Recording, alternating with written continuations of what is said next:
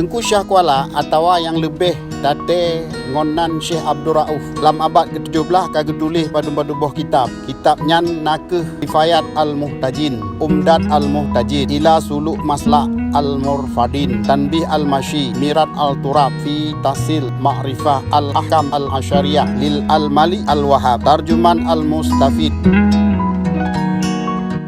Tengku Syah Kuala sidro ulama Syekh yang sepat jite di dunia. Dro neh nyan banyak neh kon ka nemurno narik Arab nebut ngon tafsir Quran, menancit hadis ngon fikih, mantek, filsafat, ilmu bumo, falak, tauhid, riwayat ngon penulis.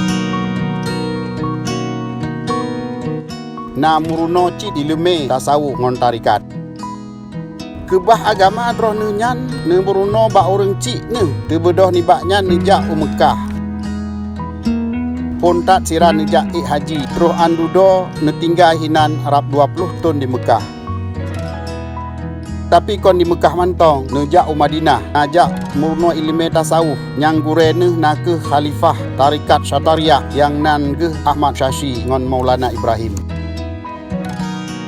Pajan kagak tulis kitabnya hana sodujan sawub di Syekh Abdul Rauf hana tom netulis tun ngon huruf bulan. Bahtat pimenan kitabnya jud kemeneman urut Arab Ubi Nadayah Pasantren lam dunia.